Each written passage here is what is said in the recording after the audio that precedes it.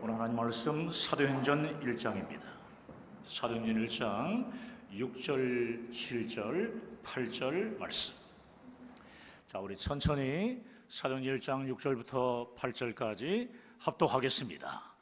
그들이 모였을 때 예수께 여쭈어 이르되 주께서 이스라엘 나라를 회복하심이 이때니까 하니 이르시되 때와 시기는 아버지께서 자기의 권한에 두셨으니 너희가 알 바 아니요 오직 성령이 너희에게 임하시면 너희가 권능을 받고 예루살렘과 온 유대와 사마리아와 땅끝까지 이르러 내 증인이 되리라 하시니라.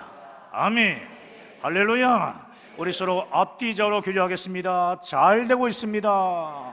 하나님이 하시면 다 됩니다. 사랑하는 여러분, 사람은 하나님의 형상대로 지음받은 유일한 존재입니다. 하나님의 생명의 속성은 하나님께서 지으신 다른 피조물인 동식물에게도 드러나지만 하나님의 형상대로 창조된 존재는 오직 사람밖에 없습니다. 창세기 1장 26절을 보게 되면 하나님이 이르시되 우리의 형상을 따라 우리의 모양대로 우리가 사람을 만들고 이렇게 말씀하고 있습니다. 이 말씀은 신학적으로 성부, 성자, 성령이 한 분이시라는 삼위일체 하나님을 단적으로 드러내는 말씀이에요. 삼위일체란 무슨 말입니까? 삼위일체. 삼위일체 하나님이란 한 분이시지만 공동체로 존재하시는 하나님을 말씀하는 겁니다. 성부, 성자, 성령은 각각 다른 분이 아니라 공동체로서 한 하나님이라는 것입니다. 삼위일체, 즉 공동체로 존재하시는 하나님의 형상을 따라 지음받은 사람을 살펴보면은 좀 더 쉽게 이해하실 수 있을 겁니다. 하나님은 첫사람 아담을 지으시고 사람이 독처하는 것이 좋지 않다고 말씀하시면서 아담의 갈비뼈로 여자를 지으셨습니다. 왜입니까?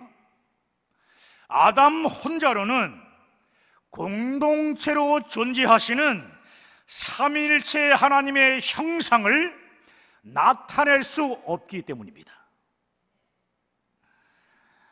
우리 편에서 보게 되면 아담과 하와 두 사람이지만 하나님 편에서 보실 때는요, 아담과 하와가 둘이 아니라 공동체로서 한 아담이라는 것입니다. 아멘. 아담과 하와 사이에서 많은 자녀들이 온 인류로 퍼져나갔지만 하나님 편에서는 온 인류를 하나의 아담 공동체로 보시고 한 아담으로 보신다는 말씀이에요. 이해되세요? 그렇기 때문에 첫사람 아담이 선악과를 따먹음으로 인해 하나님과 완전히 단절되어 영이 죽은 죄인이 된 것이 한 아담 공동체인 온 인류에게도 동일하게 적용돼요. 모든 사람이 다 죄인이 된 것을 가리켜서 원죄라고 하는 것입니다. 따라합시다. 원죄. 그렇습니다. 첫사람 아담으로 인해 온 인류가 죄인 되었듯이 마지막 아담으로 이 땅에 오신 예수님의 십자가 대속이 한 아담 공동체에게, 온 아담 공동체인 온 인류에게 영생의 구원을 주셨다라는 것이 성경의 증거입니다. 할렐루야. 이 사실을 믿으면 영혼의 구원을 받는 것입니다. 공동체로 존재하시는 성부, 성자, 성령 삼위일체 하나님은 언제나 함께 역사하시지만 구약시대는 달라요. 구약시대는 성부 하나님의 사역이 초점이 맞춰져 있고요. 신약 성경의 사복음서는요, 성자 하나님의 사역에 초점이 맞춰져 있어요. 그리고 사도행전부터 시작된 오늘 우리가 살아가고 있는 이 교회 시대, 이 교회 시대는 성령 하나님의 사역에 초점이 맞춰져 있습니다. 마치 현미경을 보듯이 말입니다. 그러므로 우리는 반드시요, 성령 하나님에 대한 성경적인 바른 지식을 가지고 있어야 합니다. 신학자, 신학생들만 가지고 있는 게 아니에요. 여러분, 성령 하나님에 대한 올바른 지식을 갖기를 주님의 이름으로 축원합니다. 오늘 잘 들으셔야 돼요. 여러분, 성경에는 특별히 종말을 살아가고 있는 우리들에게 주신 소중한 두 가지 약속이 있습니다. 첫 번째는 뭐냐? 예수님께서 재림하실 것이다 라는 약속이 첫 번째고요. 두 번째는 성령을 부어 주시리라는 약속이에요. 따라합시다. 성령을 부어 주신다. 오늘 이 시간이 그 시간 되기를 축복합니다. 여러분, 예수님의 재림에 대한 약속, 이 재림에 대한 약속은요, 마지막 종말 시대를 살고 있는 우리들에게 최후 승리에 대한 약속이며 소망이에요. 할렐루야.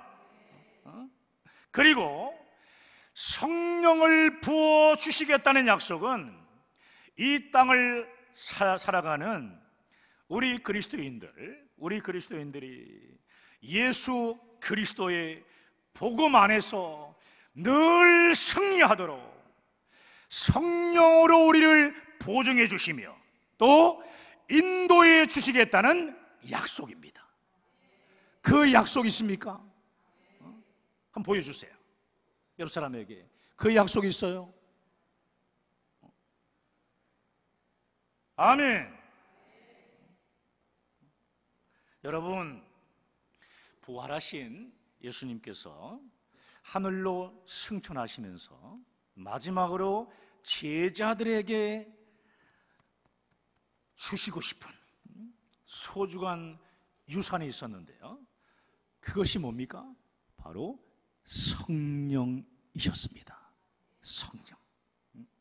그래서 예수님은 제자들과 수많은 하나님의 자녀들에게 누가복음 11장 9절부터 13절 말씀을 통해 이렇게 말씀하고 있는 거예요. 성령을 구하라, 성령을 찾으라, 성령을 두드리라. 계속 반복하고 계세요. 여러분, 우리가 어떻게 해야 승리하는 삶을 살 수 있을까요? 어떻게 해야 하나님의 뜻대로 온전한 신앙생활을 할 수 있을까요? 방법은 오직 한 가지입니다. 성령을 받아야 한다는 겁니다. 성령을 받아야 한다는 겁니다. 일찍이 예수님을 따르던 제자들이 있었는데 이 제자들은요 3년 동안이나 예수님을 따라다녔습니다. 3년 동안이나 수많은 이적과 표적도 그들은 목격했어요. 깜짝 놀라기도 하면서 진리의 말씀 앞에서 때로는 하면서 감탄하기도 했습니다. 그러나 그들은 예수님을 참으로 알지 못했습니다. 예수님께서 십자가에 못 박혀 죽으시는 그 의미도 제대로 알지 못했고, 심지어 부활하신 주님을 만나고서도 그들은 업으로 다시 돌아가 버렸습니다. 자신의 생업으로 돌아간 거예요. 그 뒤 오순절 성령 강림 사건 때예요. 그 제자들이 성령을 받고서야 그때 비로소 예수가 그리스도, 예수가 구세주이신 것을 온전히 알고 믿게 되었다는 겁니다. 제자들은 성령을 받고서야 비로소 예수가 구세주이심을 믿고 그때 전하기 시작한 것입니다. 예수는 구세주이십니다. 그분을 믿으면 천국 갑니다.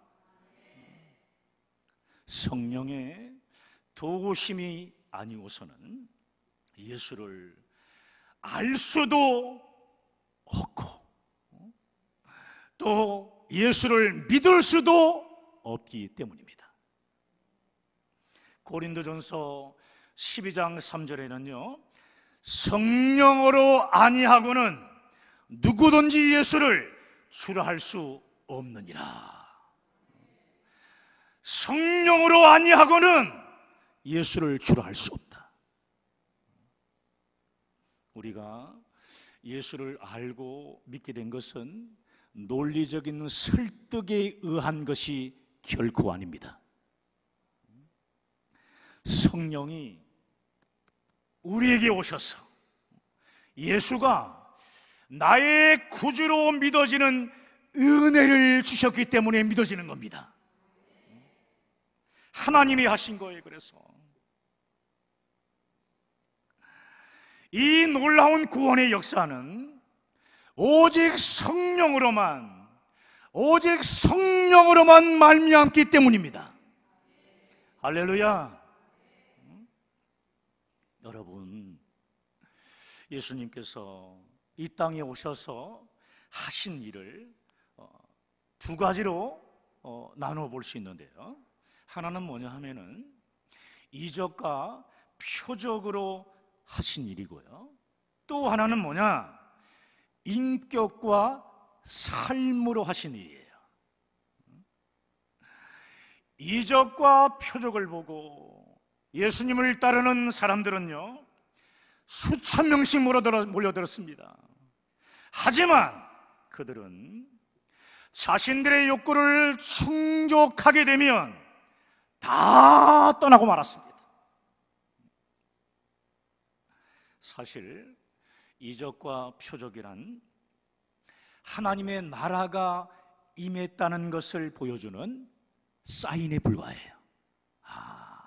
하나님의 나라가 임했구나. 이적과 표적의 역사는요 그러한 것을 보여주는 거죠. 하나님의 나라를 보여주는 거예요. 굶주렸던 그 사람들이 나중에 어떻게 되죠? 다시 또 굶주리게 되었고,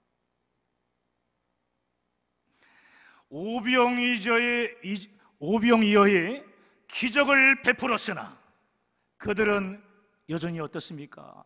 가난했습니다. 병든 자를 고쳐주었으나 그들은 또 병들었고, 죽은 자를 살렸으나 다시 늙어서 죽고 말았습니다. 그러므로 이적과 표적은요 이 땅에서 하나님 나라를 잠시 맛보는 사인일 뿐이에요. 놀라운 이적의 역사, 놀라운 표적의 역사는요, 잠시 맛보는 사인일 뿐이에요. 예수님의 사역은 십자가를 지신 그분의 삶과 인격으로 완성되어집니다. 우리는 표적과 이적을 경험한 후에 신앙생활을 할 수 있어요. 그러나 그것은 출발에 불과한 것입니다. 본질도 아니고요, 완성도 아닙니다. 참된 신앙의 완성은 뭐예요? 예수님처럼 자기 십자가가 있죠. 다 자기 십자가 다릅니다. 자기 십자가를 지고 영혼을 살리는 성령 안에서의 인격과 삶인 것입니다. 주는 그리스도시요 살아계신 하나님의 아들이십니다 라고 고백을 했던 베드로에게 예수님은 예루살렘에 올라가 내가 고난을 받고 십자가에 죽을 것이며 죽은 지 사흘 만에 다시 부활하리라 이렇게 말씀하셨어요. 그러자 베드로는 뭐라고 반응하죠? 이렇게 얘기해요. 주여 그리하지 마옵소서. 이 일이 절대로 죽게 미치지 않을 것입니다. 절대로 그 일은 일어나지 않을 것입니다. 이렇게 예수님을 강력하게 말렸습니다. 이때 예수님께서 뭐라고 말씀하는지 여러분 아세요? 사탄아, 내 뒤로 물러나라. 너는 나를 넘어지게 하는 자로다. 내가 하나님의 일을 생각하지 않고 사람의 일을 생각하는도다. 여러분, 베드로가 생각했던 사람의 일은 무엇입니까? 예수님께서 이적과 표적으로 자기 백성을 로마의 정치적 압박에서 건져내는 것이었어요. 그러면 예수님께서 말씀하신 하나님의 일은 뭘까요? 하나님의 일. 예수님께서 온 인류인 아담 공동체의 죄를 대신하여 십자가에서 고난받고 죽는 것이었습니다. 예수님은 죽기 위해 이 땅에 오셨고 십자가의 대속의 죽음을 통하여 죄인을 구원하시려는 하나님의 뜻을 이루기 위해 오신 것입니다. 성령은 이 땅에 오셔서 하나님의 일인 예수님의 대속의 죽음과 부활, 그로 인한 우리의 이 구원을 증거하십니다. 계속 증거하세요. 증거하세요. 그러므로 우리 모두는 사람의 생각을 가지고 사역을 해서는 안 됩니다. 아멘. 늘 우리는 어떻게 하죠? 기도. 늘 기도하는 거. 길을 걸어갈 때나 기분이 너무 좋을 때도 또 찬양으로도 기도하고 늘 기도함으로 성령 안에서 하나님의 뜻을 헤아려 그 뜻대로 우리는 일해야 합니다. 할렐루야. 사역은 그런 거예요. 내가 살았어요. 내가 살아가지고 야단스럽게 막 다니면요, 교회 일이 잘 되고 하나님 일이 정말 잘 될 것처럼 보이지만 절대로 교회는 그렇지 않습니다. 내가 죽을 때 예수님처럼, 내가 예수님처럼 죽을 때, 예수님처럼 내가 완전히 죽을 때 비로소 하나님의 일이 성취되는 겁니다. 예수님은 죽은 자를 살리시고 오병이어의 이 기적을 일으키시고 바다 위를 걸으신 다음에 내가 다 이루었다 이렇게 말씀하시지 않으셨어요. 오직 십자가에 위해서 우리의 죄를 대신하여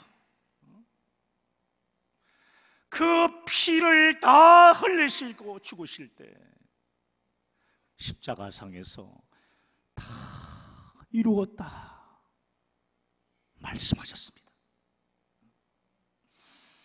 하나님의 일은 예수님처럼 내가 다른 사람의 영혼을 위해 죽을 때 완성되어지는 겁니다. 이것이 바로 성령이 오셔서 교회를 통해 하시는 일인 것이에요. 이 일을 우리 교회가 해야 합니다. 우리 옆 사람에게 이 일을 반드시 합시다.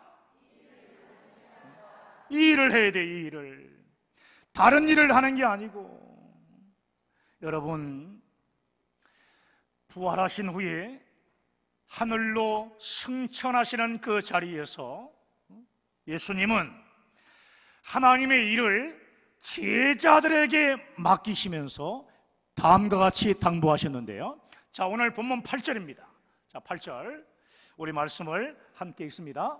자, 화면 띄워주시고 8절 시작. 오직 성령이 너에게 임하시며 너희가 권능을 받고 예루살렘과 온 유대와 사마리아와 땅 끝까지 이르러 내 증인이 되리라 하시니라. 다시 한번 시작. 오직 성령이 너에게 임하시며 너희가 권능을 받고 예루살렘과 온 유대와 사마리아와 땅 끝까지 내 증인이 되리라 하시니라. 아멘. 그렇습니다. 그래서 하나님의 일, 다시 말해 교회의 일은 이 복음 전파는 세상의 힘으로 되는 것이 아니라 오직 성령이 우리에게 임하실 때, 성령이 우리에게 임하실 때 성령의 권능으로 할 수 있는 겁니다. 사도행전 1장 8절은요 예수님의 유언과 같은 말씀인데, 여기서 가장 중요한 단어는 하반절에 증인이라는 말이에요. 증인. 증인은 원어로 순교자라는 뜻입니다. 순교자. 따라서 오직 성령이 너희에게 임하시면 너희가 증인이 되리라는 이 말씀은요, 예수님의 이 말씀은 오직 성령이 너희에게 임하시면 너희가 순교자가 되리라는 말씀인 거예요. 순교자가 되리라. 순교자가 된다는 것은 예수님의 십자가 복음을 위해, 선교를 위해, 그의 몸된 교회를 위해 목숨을 아끼지 않는 그 삶, 목숨을 바치는 삶을 말하는 겁니다. 성령님은 제자들로 하여금 예수님의 십자가 복음을 증거하는 증인으로서 순교자의 삶을 살 수 있도록 도우셨어요. 성령이 임하신 후 베드로를 포함한 예수님의 제자들 대부분은요 예수님의 증인으로 살다가 순교자로 죽었습니다. 바울 역시 예수님의 증인으로 살다가 순교자로 죽었습니다. 여러분, 순교자란 육체적으로 죽임 당하는 것만 의미하는 것이 아니에요. 자기 자아 있죠? 여러분의 자아가 있을 거예요. 그 자아를 십자가에 못 박고, 십자가를 못 박고요. 그 살아가는 그 사람도 순교자의 삶을 살아가는 사람이에요. 예수님 때문에 시간을 들인 사람, 예수님 때문에 물질을 내어놓은 사람, 예수님 때문에 젊음을 바친 사람. 다시 한번 할게요. 다시 한번 해야 될 것 같아요. 예수님 때문에 시간을 들인 사람, 예수님 때문에 물질을 드린 사람, 예수님 때문에 젊음을 바친 사람, 예수님 때문에 명예와 권세를 바친 그 사람, 그 사람도 순교자입니다. 순교자. 우리 옆 사람 얼굴 보시면서 순교자인 집사님을 사랑합니다. 눈을 좀 크게 뜨시고. 여러분, 오늘날 우리의 신앙이요 약하고 병든 이유가 무엇일까요? 이기려고 해도 이길 수 없는 이유가 뭘까요? 성령 안에서 복음을 위한 순교의 각오, 순교의 싸움이 없었기 때문에 그런 거예요.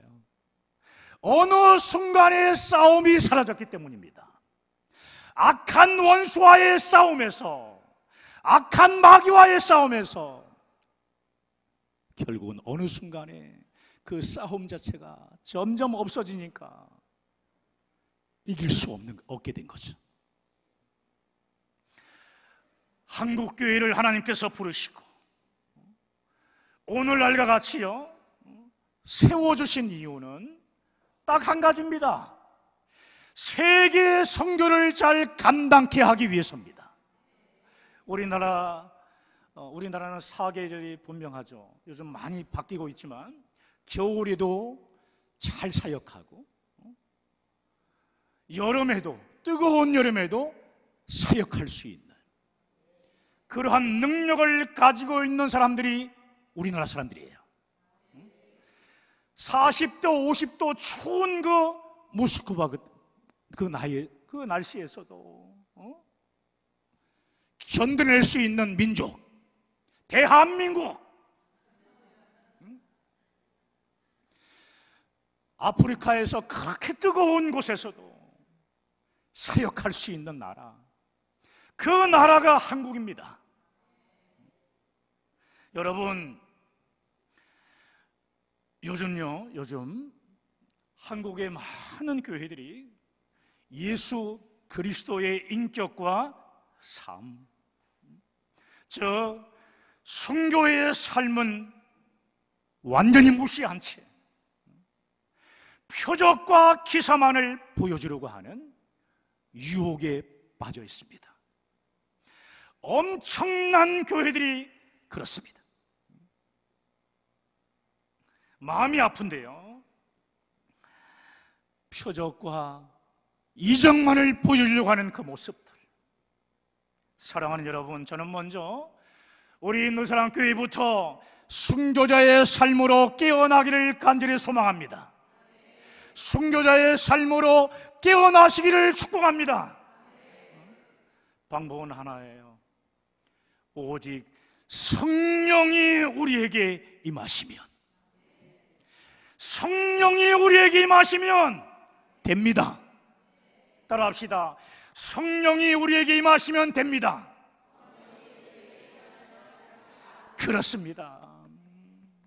사람의 힘이 아니라 성령이 나에게 임하시면, 성령이 우리에게 임하시면 성령님이 하시는 거예요. 성령 안에서 복음의 본질을 회복하고 영혼을 살리는 순교자의 삶으로 여러분 살아가는 늘사랑교회 모든 성도들이 되시기를 주님의 이름으로 간절히 축원합니다. 축원합니다. 오늘 말씀 붙잡고 우리 함께 기도합시다.